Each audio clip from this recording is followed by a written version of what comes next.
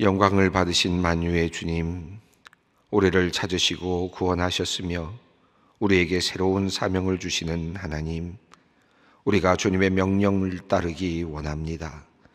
주님께서 베풀어 주신 은혜를 늘 기억하면서 감사하면서 진실한 마음으로 주님 섬기기 원합니다. 우리의 섬김이 이 땅에서 시작되어 하늘까지 이르기를 원합니다. 영원히 주님을 찬송하며 영원히 주님을 받들어 섬기기를 원합니다. 생명을 주시는 주님, 온 마음을 드리고 늘 순종하면서 온유한 마음으로 서로 사랑하며 충성을 다하여 주님 섬기기 원합니다. 주님을 높이는 일에 우리가 사용되게 하시고 주님의 영광을 돌리는 일에 우리가 헌신하게 하여 주시옵소서. 하나님, 우리의 삶이 주님께서 보시기에 아름답고 행복한 삶이 되기를 원합니다. 주님으로부터 받은 은혜를 늘 감사하며 자족한 마음으로 살게 하시며 세상의 것에 집착하며 욕심을 부리는 부끄러운 모습으로 살지 않기를 원합니다. 주님께서 부르시면 오늘 당장이라도 가진 모든 것 내려놓고 주께 가야 하는 존재임을 늘 기억하게 하시고 그것을 기억하며 참된 가치와 바른 목적을 향하여 살아가는 우리가 되게 하여 주시옵소서. 하나님, 오늘도 우리의 영혼에 참된 평안 주시옵고 주님께서 펴신 팔과 강한 손으로 우리를 붙잡아 주시옵소서. 오늘도 주님께 모든 것 의탁하며 믿음으로 나아갑니다. 오늘 해야 하는 일, 만나는 사람들, 오고 가는 길, 그 모든 시간 가운데 주님 함께 하시고 우리를 보호하여 주시며 우리를 선한 길로 이끌어 주시옵소서. 사랑의 하나님, 세계 곳곳에서 하나님이 지으신 피조 세계가 신음하고 있는 것을 봅니다. 자연을 아끼고 돌보아야 할 책임이 있음에도 개발이라는 명분 아래 무분별하게 자연을 훼손시킨 우리의 이기심과 욕심을 용서하여 주시옵소서. 망가진 이 땅을 아픈 마음으로 바라보시는 창조주 하나님 아버지를 늘 생각하며 자연을 다스리라는 위탁을 받은 자로서의 책임감을 늘 잊지 않게 하여 주시옵소서. 하나님의 눈으로 세상을 바라보고 하나님의 마음으로 세상을 품으며 세상과 자연을 돌보게 하여 주시옵소서. 하나님, 가인을 향해 내 아우 아벨이 어디 있느냐 물으셨던 주님의 음성을 기억합니다. 주님께서 우리에게 물으신다면 우리 또한 떳떳하게 대답할 자신이 없습니다. 하나님께서 선물로 보내주신 가족과 이웃을 제대로 돌보지 못한 우리를 용서하여 주시옵소서. 이제 다시 우리의 가족들, 이웃들을 향하여 마음을 열고자 합니다. 하나님, 우리의 이 결단이 우리의 감정과 상황에 의해 흔들리지 않도록 주께서 붙잡아 주시옵소서. 더 이상 죄의 노예가 되지 않게 하여 주시고 죄를 정복하고 다스리는 힘 있는 주님의 자녀들이 되게 하여 주시옵소서. 하나님, 늘 이맘때면 우리 청년부, 대학부에서 그리고 선교부에서 세계 여러 나라로 나아가 복음을 전하며 선교 훈련을 받곤 하였습니다. 그런데 이런 일이 그만 코로나로 인하여 2년여 동안 멈추어서고 말았습니다. 속히 감염병이 사라져서 이 땅의 젊은이들이 복음의 생명을 들고 온 세상으로 나아갈 수 있기를 원합니다. 그동안 우리 청년들의 선교의 열정이 식지 않게 하여 주시고 더욱 기도하며 연구하며 준비하는 우리 청년들 되게 하여 주시옵소서. 하나님, 오늘도 가족을 부양하기 위해 힘든 노동의 자리로 나아가는 사람들이 있습니다. 오늘 이들의 몸과 마음이 든든하게 하시고 활기차게 하여 주시옵소서. 사고당하지 않도록 안전하게 지켜주시고 몸이 상하지 않도록 주님께서 보호하여 주시옵소서.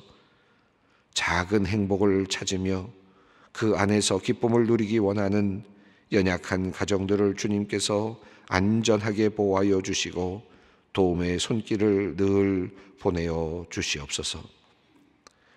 오늘 이 자리에 주님의 도우심을 구하며 간절한 마음으로 나온 성도님들이 있습니다. 너무나 간절한 소원을 들고 주님 앞에 눈물을 흘리며 간구하는 이의 기도를 주님 오늘 들어주시옵소서. 애통하는 마음으로 회개하며 주님께 손을 내밀며 긴급한 일을 해결해 주시길 기도하는 이의 기도를 주님 외면하지 말아 주시옵소서. 오늘 해결하여 주시고 오늘 풀어주시고 오늘 깨끗게 하여 주시옵소서. 기도를 통하여 역사하시는 하나님을 경험케 하시고 하나님을 찬양하게 하여 주시옵소서. 오늘도 병상에서 나음을 얻기 위해 간절히 기도하는 성도님들의 기도를 들어주시고 그들이 나음을 얻게 하여 주시옵소서. 얼마 전 정기 검진 결과로 암 진단을 받은 집사님이 있습니다. 온 가족이 놀랐지만 하나님의 치유를 간구하며 오늘 수술합니다. 두렵고 떨리지만 모든 수술 과정 가운데 주님께서 함께 하시어 깨끗하고 완벽하게 수술이 되게 하시고 수술 이후에도 회복과 치료에 모든 하나님의 은혜를 베풀어 주시옵소서. 평안과 감사가 이어지도록 주님께서 사랑하는 집사님의 몸과 마음을 지켜 주시옵소서. 심장 판막증과 부정맥 증상이 심해져서 약물 치료를 시작하신 구순의 권사님을 위해 기도합니다. 제대로 드시지 못하여 체중이 많이 줄었고 호흡도 순조롭지 않고 기력마저 쇠하신 상태입니다. 주님께서 권사님의 지친 몸을 살펴주시어 온전히 치유되게 하여 주시옵소서. 그토록 은혜를 사모하며 하루도 빠지지 않고 새벽 제단을 지켜온 그 걸음을 다시 회복시켜 주시옵소서. 안타까운 마음으로 어머니를 정석껏 간병하는 자손들의 마음에 큰 위로를 내려 주시옵소서. 거룩하신 하나님, 오늘 하루도 주님과 함께 하기를 원합니다. 우리의 걸음을 성령께서 인도하여 주시옵소서. 오늘도 말씀을 사모합니다. 주님 말씀하여 주시옵소서. 우리 주 예수 그리스도의 이름으로 기도드리옵나이다. 아멘. 오늘 주시는 말씀은 고린도후서 11장 23절 하반절부터 33절까지 말씀입니다.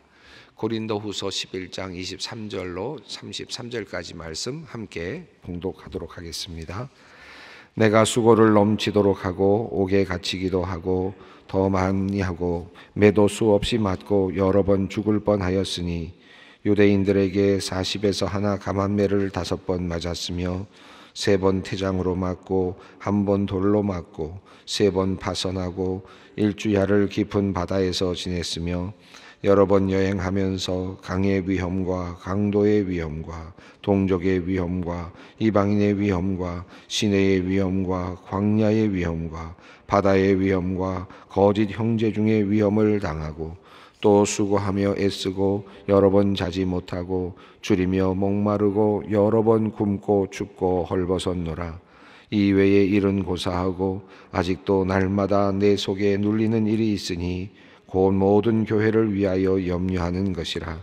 누가 약하면 내가 약하지 아니하며 누가 실족하게 되면 내가 애타지 아니하더냐. 내가 부득불 자랑할진대 내가 약한 것을 자랑하리라. 주 예수의 아버지 영원히 찬송할 하나님이 내가 거짓말 아니하는 것을 아시느니라. 다메섹에서 아레다 왕이 고관이 나를 잡으려고 다메섹 성을 지켰으나 나는 광주리를 타고 들 창문으로 성벽을 내려가 그 손에서 벗어났노라. 아멘. 23절 상반절 말씀은 이렇게 끝났습니다. 그들이 그리스도의 일꾼이냐 정신없는 말을 하거니와 나는 더욱 그러하도다 라는 말로 이제 마무리되고 이제 23절 하반절이 이어지고 있습니다. 나도 한번 어리석지만 인간적인 의미에서 내가 한번 자랑해 보겠다 라고 말하면서 이것은 주님의 뜻을 따라 하는 말이 아니라 그것은 어리석은 자와 같은 내가 하는 인간적인 말이다 라고 그렇게 토를 달면서 이제 나도 어리석음을 담대하게 어리석음으로 말하겠다라고 말하면서 이제 자랑을 시작했습니다. 그들이 히브리인이냐 나도 히브리인이고 그들이 이스라엘인이냐 나도 그러하며 그들이 아브라함의 후손이냐 나도 그러하며 그들이 그리스도의 일꾼이냐 정신없는 말을 하거니와 나도 그러하다. 이렇게 해서 출신과 그리고 그의 살아왔던 출신과 그의 그 성분이라 그럴까요? 그의 어떤 민족적 배경이라든가 이런 것들을 이제 이야기를 했습니다.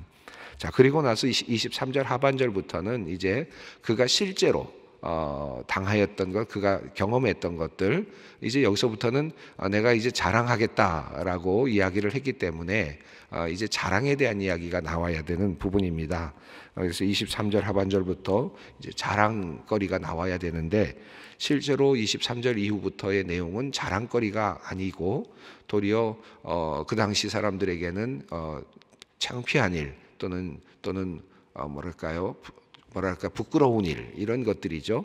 그래서 이 내용들이 과연 자랑거리인가 라고 할 수 있는 그런 내용들이 이제 쭉 이야기되고 있습니다. 그들이 히브리인이냐 나도 히브리인이다. 그들이 이스라엘 사람이냐 나도 그러하다. 주님의 자녀냐 나도 그러하다. 주님의 근사냐 나도 그러하다. 이런 것들은 이제 자랑거리가 될 수가 있겠죠. 처음에 부분에는.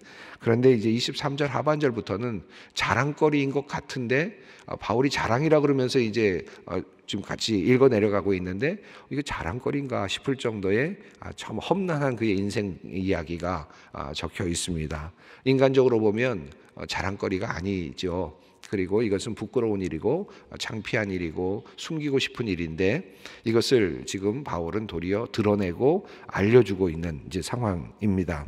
어떻게 이게 자랑거리가 되느냐 하는 이제 문제죠. 이 역설적인 겁니다. 그러니까 결국은 바울은 지금 인간적으로 내가 자랑한다라고 이야기를 하지만 진정한 자랑의 의미가 무엇인지 진정한 자랑이란 어떤 것인지를 이야기하고 싶었던 겁니다. 그러니까 여기서도 지금 인간적인 이야기를 하는 것이 아니라 하나님의 어떤 그 관점에서 진정한 하나님의 나라를 이끌어가는 사람의 관점에서 또 그의 그 하나님의 일꾼 사도의 관점에서 진정한 자랑이 어떤 자랑이겠느냐 하는 것을 역설적으로 보여주는 반전의 어떤 논리에 어떤 역설의 의미가 있다고 할 수 있겠습니다. 그래서 23절부터는 이제 세상적으로 자랑을 하겠다. 나도 너희들처럼 한번 자랑해보마.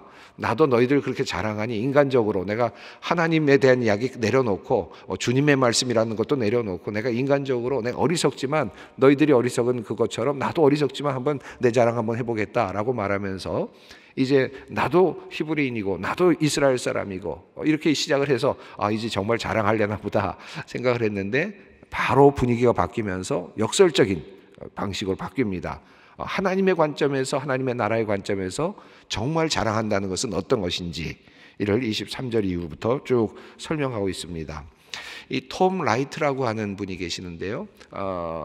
현대 기독교 변증학자라고 할 수 있겠는데 그분이 쓴 책 중에 모든 사람을 위한 고린도 후서라는 책이 있습니다. IVP에서 번역이 된 아주 작은 평신도들을 위한 그런 책인데 이 대목에서 재미있는 이야기를 합니다. 다른 주석가들은 이런 것까지 이렇게 정리가 됐다기보다는 이 톰 라이트 같은 경우는 아주 굉장히 재미있는 관점을 이 본문 안에서 이제 이야기를 하는데 굉장히 설득력이 있는 관점이라고 저는 생각이 들어요.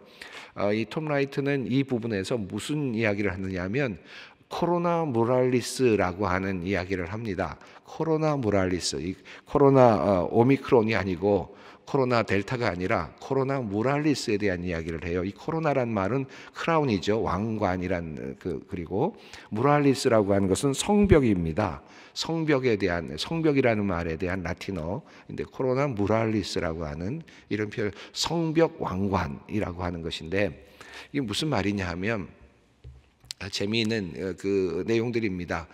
이 로마 시대에는 이런 왕관은 왕이 쓰는 관이지만 정말 왕을 위해서 충성한 사람들에게 면류관을 이제 선사했죠.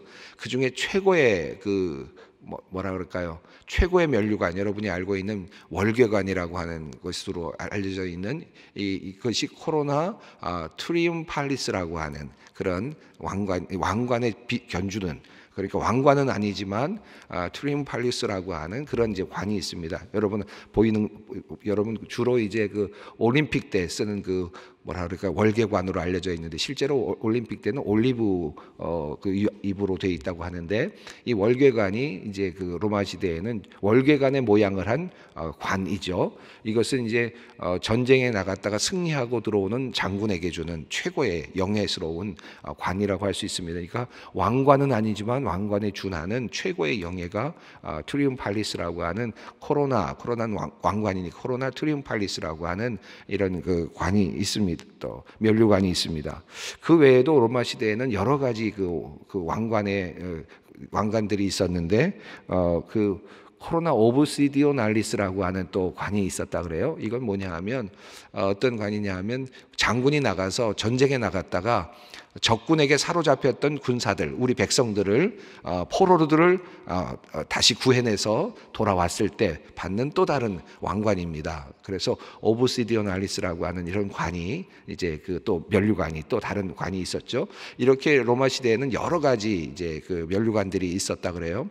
그 중에 하나가 코로나 무랄리스라고 하는 이 왕관이 있는데 이 면류관은 어떤 면류관이냐 하면 병사에게 주어지는 면류관인데 여러분 그 영화 같은 걸 보면은 이제 성벽이 있고 옛날 시대에는 성벽을 이제 그 둘러싸고 이제 보통은 이제 이렇게 둘러싸고 있으면서 적군이 들어와서 완전히 둘러싸고 포위하고 나서 어떻게 전쟁을 합니까? 성벽을 쌓고 있는 그 성을 이제 이렇게 점령하려면 어떻게 해야 됩니까? 결국은 성문을 부수고 들어가거나 아니면은 또는 사다리 같은 것들을 놓고서 높은 데 올라가서 이렇게 한 사람씩 이렇게 병사들이 올라가서 결국은 성을 넘어가야 되지 않겠습니까? 그러다 보니까 이렇게 항상 영화 같은 데 보면 이제 그 사다리를 놓고 성벽을 올라가는 그런 장면들이 많이 나오잖아요. 근데 이게 올라가는 게 얼마나 어렵겠습니까? 생각해 보면 이제 그 톰 라이트가 그 얘기를 하는 거예요. 올라가는 게 얼마나 올라가다 보면 쉽게 제일 먼저 올라가는 사람은 당연히 죽기 쉽지요. 당연히 올라오는 사람을 주시하고 있다가 뭐 뜨거운 물을 붓거나 기름을 붓거나 뭐 화살을 쏘거나 여러 돌을 던지거나 해서 결국은 죽을 수밖에 없는 거죠. 그러니까 누가 올라가려고 하겠습니까? 그 성벽을 올라간다는 것이 누구도 쉽지 않은 것이죠. 그럼에도 불구하고 그런 사람들을 독려하기 위해서 만든 그 관이 코로나 무랄리스라고 하는 관이라고 그래요. 그래서 올라가다가 혹시라도 처음으로 올라가다가 죽게 된 사람에게 사후에라도 코로나 무랄리스라고 하는 면류관을 준다는 거죠. 그러니까 성벽을 오른다라고 하는 이제 그런 의미가 있습니다. 한번 여러분 그 검색을 하시면 나오긴 하는데 제가 한번 보여드리고 싶습니다. 준비가 됐는지 모르겠는데 여러분 이렇게 보시면은 이렇게 관이 있는데 황금관으로 되어 있습니다만 보면 성벽의 그 모양을 띠고 있지 않습니까? 그러니까 월계관하고는 완전히 다르죠. 트림팔리스하고는 완전히 다른데 성벽을 오른 의미에서 이렇게 성 모양이 있습니다. 여러 가지 사진들이 있어요. 한번 또 보시죠. 지금 이건 코로나 무랄리스를 쓰고 있는 지금 그 하나의 형상인데 위에 보시면 왕관 같은데 성 모양의 그런 틀을 가지고 있죠. 또 다른 그림을 한번 보겠습니다. 이것도 관은 관인데 성을 이렇게 표현하고 있죠. 성을 이렇게 올라갔다라고 하는 이제 성을 오른 용맹한 군사라는 그런 표현이라고 할 수 있겠습니다. 또 하나를 볼까요? 이것도 역시 그렇습니다. 뭐 이외에도 코로나 무랄리스에 대한 관련된 그 그림들이 여기저기 많이 있으니까 찾아보실 수 있겠는데, 이제 이런 경우에 이 재미있는 것은 코로나 무랄리스의 경우에 어떤 일이 일어나냐? 물론 올라가다가 죽는 사람을 기억했다가 그 사람을 나중에 추서해서 코로나 무랄리스라고 하는 왕관, 면류관을 줄 수도 있지만 여기저기서 이제 군사들이 올라갈 것 아닙니까? 올라가서 결국은 누군가는 올라가고 누군가는 이제 성에 들어가서 그 성을 상징하는 깃발이 있는 바로 그 자리까지 가서 그 깃발을 흔들 수 있는 그 자리까지 가는 그게 이제 병사의 임무인데, 그래서 이제 거기까지 올라간 사람이 있을 거 아닙니까? 그런데 올라간 사람은 자기가 알죠. 자기만 알지 누가 위트니스가 사실 있을 수도 있지만 없을 수도 있겠죠. 다른 사람들은 다 죽지만 그럼에도 불구하고 성 위에 제일 먼저 올라간 사람, 올라가서 적군의 깃발 아래까지 내려가서 깃발을 내릴 수 있는 사람, 이런 사람이 용맹한 군사인데, 그런데 그것을 한 사람은 나는 올라갔다, 내가 올라가서 그거 다 했다라고 할 수 있지만 나중에 전쟁이 다 끝난 다음에는 누가 올라갔는지 서로 내가 그랬다, 내가 했다 할 수도 있는 것이기 때문에, 그런 사람들에게도 코로나 모랄리스가 주어질 수 있기 때문에, 그런 경우에는 그 로마에 가서 신 앞에서 내가 이런 일을 했다라고 앞에서 증언하는 이제 그런 일을 한다는 거예요. 그래서 그렇게 증언했을 때 그것이 진실이라고 믿고 그 사람에게 코로나 모랄리스라고 하는 면류관을 준다는 거죠. 자, 이것이 왜 톰 라이트는 이 본문하고 연관이 되어 있다고 생각을 하느냐 하면 31절에 있는 내용이 그렇습니다. 31절 한번 보시겠습니다. 주 예수의 아버지 영원히 찬송할 하나님이 내가 거짓말 아니하는 것을 아시느니라. 예, 이 부분이 이렇게 신 앞에서 내가 거짓말을 하지 않는다라는 것을 아시느니라 라고 이렇게 이야기하는 요런 문장의 부분이 코로나 모랄리스를 받기 위해서 그 로마의 신 앞에서 하는 그와 같은 하나의 형식과 맞닿아 있다는 것이죠. 근데 이게 그냥 그렇게 이것만 한 문장만 갖고 얘기하기보다는 이 뒤에 있는 내용이 재미있다는 겁니다. 32절과 33절을 한번 보겠습니다. 다메섹에서 아레다 왕의 고관이 나를 잡으려고 다메섹 성을 지켰으나 나는 광주리를 타고 들창문으로 성벽을 내려가 그 손에서 벗어났노라. 자, 여기 보면 31절은 하나의 내가 신 앞에서, 내가 믿는 신 앞에서 내 말이 틀림이 없다, 거짓말이 아니다 라고 말하는 장면이 코로나 모랄리스를 받을 만한 하나의 중요한 요건이지 않습니까? 그래서 신 앞에서 나는 분명히 성을 타고 올라가서 성을 점령했다라는 게 이제 코로나 모랄리스를 받을 수 있는 굉장히 중요한 요건이죠. 그런데 32절, 34절은 32절, 33절은 거꾸로입니다. 역발상이에요. 여기 성벽이 나오는데 코로나 모랄리스를 받기 위한 하나의 중요한 그 조건이 성을 올라가야 되는 거 아니겠어요? 그런데 32절과 33절은 거꾸로 성을 내려오는 거예요. 그죠? 성에서 내려오는 거니까 역전이란 말이죠. 역발상입니다.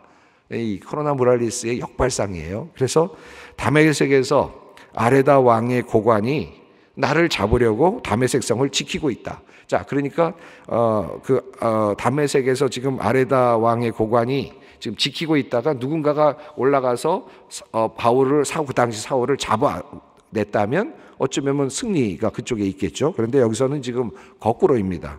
이렇게 점령하려고 포위를 하고 기다리고 있는 중에 어떻게 됐습니까? 바울은 광주를 타고 들창문으로 성벽을 올라간 것이 아니라 내려갔다는 거고요. 그 손에서 벗어났다는 겁니다. 그런데 이것을 내가 하나님 앞에서 증언한다. 이 거짓말이 아니다 라고 이야기를 하는 거죠.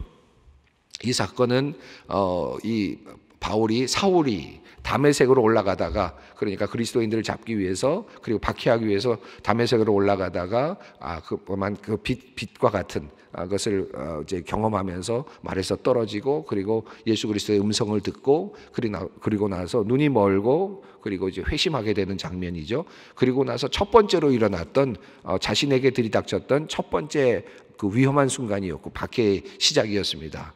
그러니까 이제 이때부터 이미 사도 바울은 박해를 당하기 시작했고 도망가는 입장이었고 계속해서 쫓기는 그런 과정이었고 끊임없이 어려움을 당하는 그런 입장이었다는 것이죠. 이 출발점을 이야기하고 있는데 그 출발점이 성을 올라가는 코로나 모랄리스의 어떤 관점의 어떤 형식을 차용하면서 완전히 거꾸로 성을 올라간 것이 아니라, 성을 점령한 것이 아니라 성에서 도망가고 있는 자기 자신의 모습, 그것을 하나님이 아신다. 그러니까 이게 자랑할 거리입니까? 내가 도망했다. 자랑할 거리가 아니잖아요. 그런데 그것이 하나님의 관점에서, 하나님의 나라의 관점에서 자랑거리가 되는 이제 이 역발상의 자랑입니다. 이 관점을 본다면 이제 23절부터 이어지는 내용을 조금 더 분명하게 이해할 수 있을 겁니다. 23절 하반절 읽습니다. 내가 수고를 넘치도록 하고 옥에 갇히기도 하고 더 많이 하고 매도 수없이 맞고 여러 번 죽을 뻔 하였으니. 자, 수고도 많이 했고 뭐 같은 맥락이 있습니다. 옥에 갇히기도 했고 또 매도 수없이 맞았고 여러 번 죽을 뻔하였다. 이 말은 이제 뒤에 나오는 조금 더 자세한 설명을 한 번에 한 문장으로 받고 있는 그런 내용이겠습니다. 자, 조금 더 구체적으로 이제 내용이 전개되는데 24절입니다. 유대인들에게 40에서 하나 가만매를 5번 맞았으며.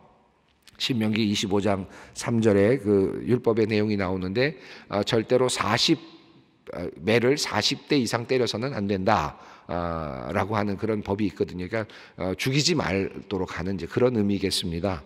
근데 유대 율법에서 40에 하나를 가만매라는 말은 어떤 뜻이냐면 유대인들이 40대를 정확하게 때린다고 하지만 혹시라도 오차가 있어서 한 대를 더 때릴 수 있으면 그렇게 되면은 율법을 어기는 게 되니까 그러지 않기 위해서 40대까지 때릴 수 있다 그러니까 최대로 때리는 것이 한 대를 감안 39대를 때리는 거죠. 그래서 율법을 이제 저촉하지 않으면서 최대한 안전하게 때리려고 하는 그런 관점에서 당시 유대교 율법 해석을 통해서 40에 감안 하나 감안매 이게 이제 최대 한의 유대인들이 때릴 수 있는 하나의 형이라고 할 수 있겠습니다. 이것을 5번이나 맞았다. 이 바울이 지금 고백합니다. 이거 뒤에 나오는 31절을 받아서 이것이 다 참이다. 하나님 앞에서 진짜다라고 이렇게 사울이 고백하고 있는 것이죠. 자, 25절 읽습니다. 3번 태장으로 맞고 1번 돌로 맞고 3번 파선하고 일주야를 깊은 바다에서 지냈으며. 26절입니다. 여러 번 여행하면서 강의 위험과 강도의 위험과 동족의 위험과 이방인의 위험과 시내의 위험과 광야의 위험과 바다의 위험과 거짓 형제 중의 위험을 당하고. 자, 27절 있습니다. 또 수고하며 애쓰고 여러 번 자지 못하고 줄이며 목마르고 여러 번 굶고 춥고 헐벗었노라. 27절, 이 23절 하반절과 이렇게 맞닿아 있으면서 전체적으로 다시 한번 요약을 하고 있고 조금 더 구체적인 내용은 24절, 25절, 26절에서 이 바울이 지금 자세하게 설명을 하고 있습니다. 어마어마한 고난을 받은 거죠. 어마어마한 힘든 시간들을 보낸 겁니다. 매를 맞고 정말 쫓겨다니고 수많은 이런 목마르고 배고프고 헐벗고 이런 상황을 지금 겪었습니다. 지금 고린도 교회는 어떤 오해를 하고 있습니까? 그가 그렇게 초라한 모습으로 살고 있는 모습은 그의 능력 부족이다라고 생각하는 거. 초라한 외모나 초라한 행적, 그의 능력의 부재다. 그의 약함 때문이다라고 생각하는 오해. 또 그가 지금 뭔가 재물을 탐하고 있고 더 많은 어떤 것을 부귀와 영화를 지금 꿈꾸고 있다라고 하는 또 다른 오해.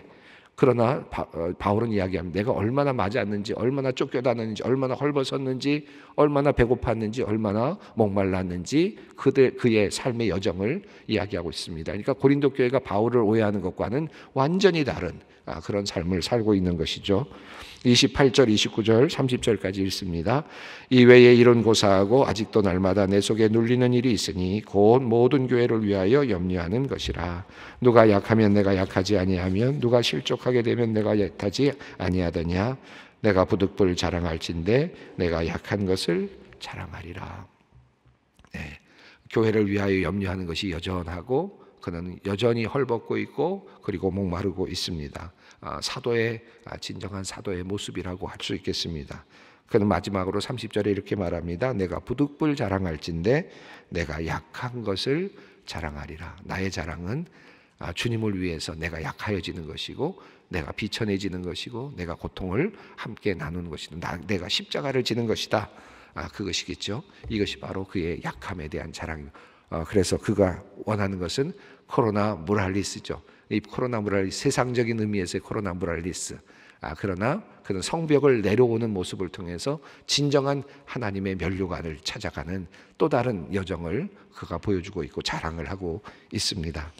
예, 오늘 이 말씀을 잘 깊이 묵상하면서 바울의 여정을 깊이 생각하면서 우리들의 삶은 그것에 비해서 얼마나 풍족한가, 우리들의 삶은 얼마나 더 많은 것을 갖고 있는가 한번 다시 되짚어 보면서 우리가 어떤 길을 가야 할까, 어떤 결단이 필요할까 또 한번 또 고민하는 그런 기도의 자리가 되었으면 좋겠습니다. 함께 기도하겠습니다. 하늘에 계신 우리 아버지, 아버지의 이름을 거룩하게 하시며 아버지의 나라가 오게 하시며 아버지의 뜻이 하늘에서와 같이 땅에서도 이루어지게 하소서. 오늘 우리에게 일용할 양식을 주시고 우리가 우리에게 잘못한 사람을 용서하여 준 것 같이 우리 죄를 용서하여 주시고 우리를 시험에 빠지지 않게 하시고 악에서 구하소서. 나라와 권능과 영광이 영원히 아버지의 것입니다. 아멘.